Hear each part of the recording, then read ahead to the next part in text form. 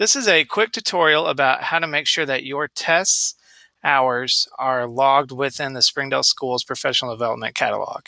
So as you complete this form, as you've always done, the fields in red are required. So you need your title. So for example, I've got WebQuest in the classroom. You select your date, you put in your sponsor, which is usually Springdale Schools.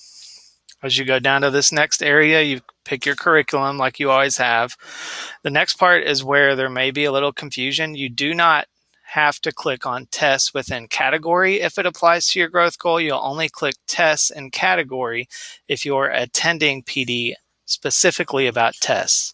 So in this case, I'm going to select technology. Next, you have your hours. I have my 3.5 hours. If I were the instructor, I would click that box, get double hours. In this case, I'm going to leave that blank. This next part here is extremely important. If this PD supports your TESS professional growth plan, you have to click this box.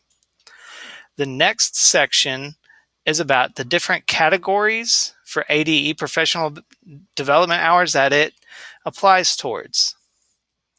If this applies towards TESS, if you check up here, you also need to check on right here where it says matches professional growth plan and put in your hours.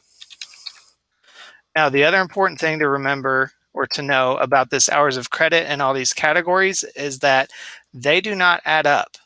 In other words, if this matched my professional growth plan and it was 3.5 hours, but it was also 3.5 hours of technology, I can put that there. That doesn't mean I went to 7 hours of training.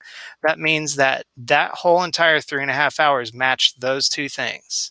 Let's say that it also matched instructional strategies for an hour as I was there. So I'll put hour for instructional strategies. And then when I'm done, I'll scroll down to the bottom and click enter. So the main things, once again, you must click on supports TESS professional growth plan. You must click on matches professional growth plan.